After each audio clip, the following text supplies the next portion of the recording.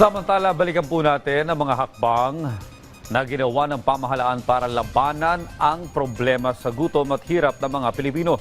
Kabilang na nga dyan ang Walang Gutom at Pag-abot program ng Department of Social Welfare and Development o DSWD. Panoorin po natin ito. Isinusulong natin ang food stamp program upang matiyak na hindi lamang busog ang mga benepisyaryo, kundi malusog, masigla at malakas na magagampanan nila pang-araw-araw ang kanilang mga gawain. Simula ng inilungsad ng pamahalaan ang Walang Gutom 2027 noong taong 2023. Sa bisa ng nilagdaang Executive Order No. 44, naging malawakan ang ginagawang hakbang ng Department of Social Welfare and Development para sugpuin ang pagkalam ng sikmura lalo na sa mga kababayan nating nakakaranas ng involuntary hunger. Batay sa 2021 Family Income and Expenditure Survey ng Philippine Statistics Authority, umabot sa mahigit 1 milyong pamilya ang napapabilang sa food poor family sa bansa. Kaya naman, naging malawakan ang pagtugon ng DSWD sa pag-abot ng tulong sa 22 priority provinces na natukoy ng programa. Sa ikalawang taon ng ating Walang Gutom program, mabibigyan ng tulong ang 600,000 pinakanangangailangang kabahayan sa kanilang nutrisyon.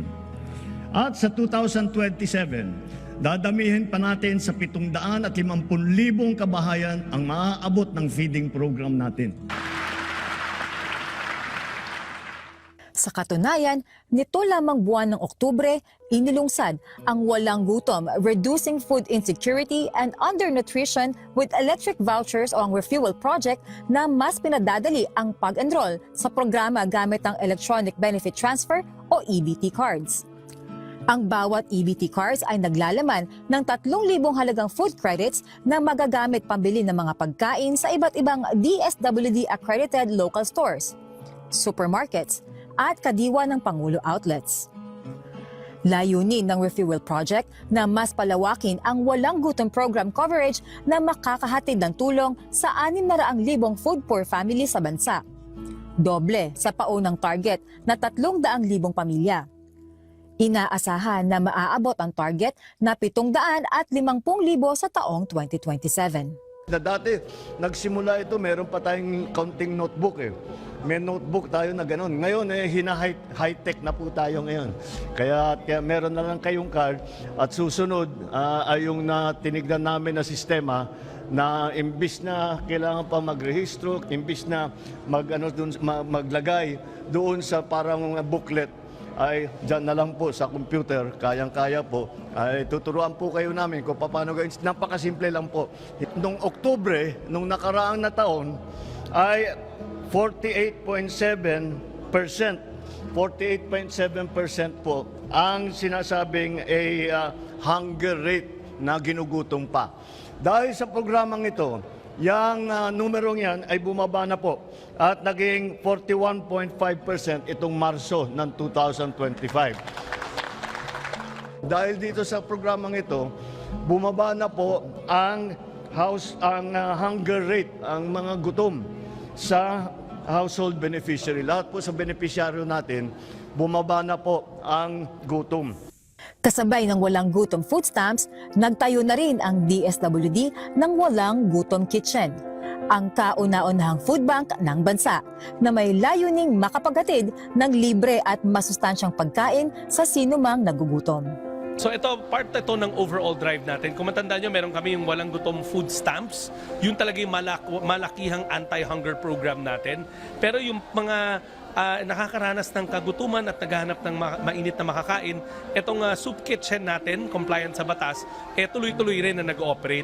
Itong soup kitchen na to, dito dinadala ng mga hotels, fast food, yung mga sobra nilang pagkain, at araw-araw nakabukas to para sa mga nagugutom natin mga kababayan. Matatagpuan sa dating abandonadong Pogo Hub sa FB Harrison, Pasay City, ang Walang Gutom Kitchen ay nagsisilbing food banks katuwang ang pribadong sektor para maiwasan ang food wastage. Partner natin dito, mga fast food chain, pati din yung Philippine Hotel as Owners Association at yung SOS Philippines, sila yung nagdadala ng pagkain dito. Bagamat meron din kaming ino-augment na mga putahe, pero the whole concept here is walang food na that should go to waste. at mapakinabangan ng mga kababayan natin. Simula nang binuksan ito noong December 2024, umaabot na sa 700 katao bawat araw ang libreng nakakakain dito mula almusal hanggang tanghalian. Bukod sa pagkain ng dinodonate sa amin, meron din kaming call to volunteers. On a regular day, makakakita kayo dito ng mga estudyante, mga NGO, mga private companies pumupunta dito. Makailan yung Food Panda. Hindi naman pagkain lang lagi namin hinihingi sa kanila na i-donate, kundi dito rin sila sa service, part sila ng service crew. Bukas po kami araw-araw mula Lunes hanggang Linggo. Kami po ay nagsaserve tuwing breakfast at lunch. Para po sa breakfast, kami po ay nagbubukas simula alas 6 ng umaga hanggang alas 10 ng umaga. Para naman po sa lunch operation po namin, kami po ay nag-open ng alas 11 ng umaga until supplies last. Meron po tayong nakalang kondo para dito at under po ng pag-abot program, pero po ang Walang Gutom Kitchen po ay complementary na bubuhay not only with the government fund but also with the donation coming from our donors and private individuals po. Marami po dito ang nagbibigay kahit mga makapitbahayanan or mga pamilya na nakikita nila ang esensya or halaga ng Walang Gutom Kitchen. Nagpapasalamat kami sa DSWD, nagkaroon sila ng programa na Walang Gutom Kitchen. Kasi ito malaking tulong sa kanila na kahit papaano, kahit sila nasa lansangan, hindi sila gutom. Kasi mayroong umaga, mayroong tanghali. Magandang programa na makakatulong talaga sa mga taong nasa labas. Yung wala talaga, mga homeless talaga. Magpasalamat tayo kay PBBM dahil nagkaroon ng programa para sa mga taong nasa street na walang naiuwi, walang inuuwian, walang kinakainan, walang makain. Pero may solusyon silang nagawa para sa mga taong ito. Kaya maraming salamat PBBM. Malaking tulong. Ay, sus, ang salamat nga eh. Masarap ang pagkain nila kaya. Ayos na ayos sa akin, lalo pag may gulay, may gulay sila, tsaka yung kanin nila, masarap. Masarap, wala akong masabi. Ngayon, magmula nung nagkaroon nitong ganitong programa, araw-araw, halos mandaming tao po dito. Isa na po ako doon, umaga, tanghali. Dito kami kumakain. Tulong naman ng Panginoon at kakana itong programa ni Presidente, pataga naman napakalantal-laking bagay ito. Tulong na para sa amin. Kasi kahit paano, yung gutom, yung hirap, yung bigat, yung kalooban, ay paano pag nandito ka, nababawasan, nakapag-relax ka, katulad so. Paano Pangulo, maraming salamat po sa inyo, sa inyong tulong, at sana tuloy-tuloy po ang programa ito sapagkat marami po talaga nakikinabang na katulad naming mahihirap na Pilipino. Salamat din po sa mga workers dito, sa DSWD, sa inyo po walang sawa na paggabay po sa amin araw-araw. Kayo po ang naghahanda para sa pagkain namin dito. Maraming salamat po sa inyo. Happy po ang mga kababayan po namin, ang mga nasaserban po naming mga kliyente. At isa po sa mga goal ng Walang Gutom Kitchen is una, behavioral change. Makita po nila na meron pong gobyerno, not only gobyerno, but meron silang lugar na feel nila nakasama sila. At dito po sa Walang Gutom Kitchen, itinataas po natin yung moral ng mga kababayan nating nasa lansangan na pwede pala na libreng pagkain at may maayos na lugar kung saan pwede silang kumain. Kasabay ng pamamahagi ng libreng pagkain, isinasagawa rin dito ang Tara Basa Tutoring Program, isang cash for work program para sa mga estudyante sa kolehiyo mula sa state and local colleges at universities na naghahanap ng dagdag na kita sa pamamagitan ng pagtuturo sa mga bata. Bukod dito, patatagpuan din sa ikalawang palapag ng gusali ang bagong gawang Pag-abot Processing Center. Yung Pag-abot Center, kung matatandaan nyo, is part of the Pag-abot program na nag-reach out kami sa mga individuals in street situation. Ito yung mga nakatira sa lansangan. Bagamat trabaho or responsibility ng local government units yung pag-reach out, nag-partner na kami sa mga LGU kasi hindi na nila kaya by themselves. So yun naman ang sinusod po natin doon, yung problema ng homelessness. Simula nung programa ng 2023, almost 15,000 na ang ating na census sa buong Metro Manila, of which kalahati nun ang ating naiuwi na sa kanilang mga probinsya. Pag inuwi natin sila sa kanilang mga probinsya, may kasama na mga economic grant yon may mga kasama ng livelihood grant yon para masigurado natin hindi na sila babalik sa Maynila. Dito namin napoprocess lahat sila na may database kami na mga individuals and families in street situation, kinukuha yung biometrics kasi wala mga national ID sila para alam natin the next time matagpuan natin sila sa lansangan, alam natin yung buong storya nila so we can do the proper case management. So we have around 100 plus social workers and development workers. Umiikot po kami. Madilim pa lang nasa kalye na po kami at inaabutan pa rin po kami ng umaga sa kalye to reach out. No? We reach them at meron po kaming mantra, pwedeng kulitin, bawal pilitin. So kung ma-reach out na po sila, dinadala po dito sa bagong inaugurated na processing center at dito po ay ini-interview, nagkakaroon po ng malawak na panayam sa kanila.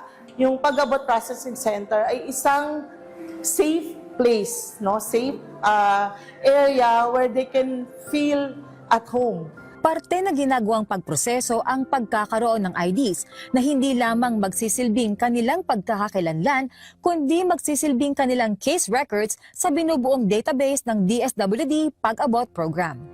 At next time around, kung halimbawa, bumalik po sila, hindi po natin isinisisi ang pagbalik sa social worker o sa kanila.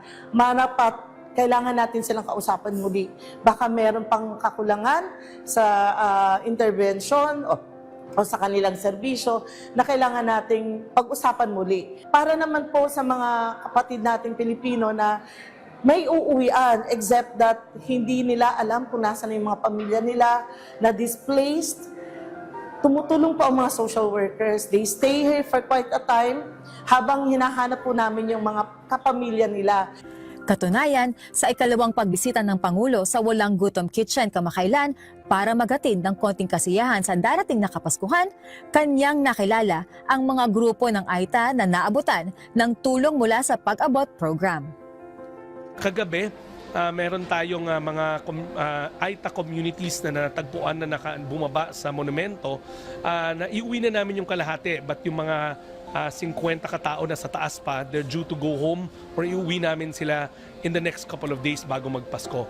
Also, kung matatandaan nyo rin, mga early part ng December, pumunta kami ng presidente sa Zamboanga, namigay tayo ng mga bangka sa mga Bajau communities. Part rin yun ng mga communities na kinakausap natin na ano ba ang dapat namin gawin para hindi na sila lumuwas sa Metro Manila, mamalimos at ma-exploit pa sa mga lansangan. Proactively yung programa tries to give economic or livelihood grants sa kanilang mga komunidad. Kalabaw sa mga AITA, bangka sa mga Sama Bajau. Yan po talagang request namin para kahit paano ay kahit na naghihirap, ito ay makakagaan sa aming pamumuhay sa bundok para kung ano man yung naitanim namin sa bundok ay kayang-kaya na namin pong ibaba sa bayan dahil may karton na po kami at may kalabaw na. Talaga pangangatawanan ko na po yung nasabi ko doon para sa halip po ay mabawasan naman yung problema ng mga sa gobyerno natin na wala na po yung ibang nagpalabas-labas din ng mga kulot. Kaya nga po naghihingi kami ng kalabaw at ay binigay naman po sa amin para yung naipangako namin dapat pangatawanan namin po talaga yun. Maraming salamat po Presidenteng Bongbong Marcos sa tulong po na naibigay nyo sa amin mga AITA. Ito po ay talagang malaking tulong sa amin para sa amin po mga AITA sa bundok dahil ito po ay malaking bagay sa amin na may magkaroon po kami ng kalabaw. Maraming salamat po, Ginoong Pangulo. Malaki po tulong sa amin na kami ang natulungan na pilit sa programa na ito. Po, mahirap talaga po kapag yung bangka namin yung luma na po nakatatakot po pumunta sa laod kasi yung mga bangka namin po yung mastic na lang sa pinturang bumubuhay sa bangka namin. Pero delikado na po i-loud sa malayo. Salamat po sa ating mga Pangulo kay President po Marcos, saka Secretary Gatchalian at sa lahat po na bumubuo ng DSWD po. Maraming salamat. This December, we're opening a processing center for Pag-abot in Region 4A and in Region 3 in Pampanga, and I just can't recall na saan yun sa 4A. And then we're expanding Pag-abot kasi to other metro areas like Metro Cebu. So we're working with the LGU there about opening another Pag-abot center there. Itong Walang Gutom Kitchen, magbubukas rin tayo sa Metro Cebu area rin. Sa lahat po ng mga kababayan po natin, ito na po ang Walang Gutom Kitchen. Bukas po ito para sa lahat ng mga possible na donors or volunteers po. Para po sa donasyon, maaari po kayong makipag-ugnayan po sa amin dito sa Walang Gutom Kitchen sa Pag-abot Program. Maaari po kayong mag-donate ng mga raw materials. pinapatupad po namin ang Pinggang Pinoy. So maaari po tayong magbigay ng prutas, gulay, bigas. Maaari din po tayong magbigay o mag-donate ng mga kitchen equipments at mga hygiene kit para po sa ating mga babayan. Para po sa mga volunteers, inihikayat po namin ngayon dito, gawin po nating makabuluhan ang ating Pasko sa pamamagitan ng pag-volunteer dito sa Walang Gutom Kitchen. Nakikita niyo naman, Secretary, our Undersecretary, and our directors even goes to the streets any time of the day, even night. Sumasama talaga siya to really feel the environment, feel the population of this FISS, at makita niya talaga the real life. Ito talaga yung totoong buhay na the angels in red vest are not giving anything, but we are giving hope. And a hope that is truly and truthfully shared by everyone po. Not only the government, but the entire team of the Pag-abot. Ngumiti lang po yung mga yan, okay nang pagod namin. May tamang paraan ng pagtulong nitong Kapaskuhan. Marami sa atin nag-attempt na mag-abot sa lansangan. Wala naman masama doon, pero may mas magandang pamamaraan. Picturean nyo yung location, i-post nyo sa Facebook account ng DSWD. We will send our Pag-abot team at ililikas namin sila mula sa lansangan, dadalhin namin dito sa shelter namin.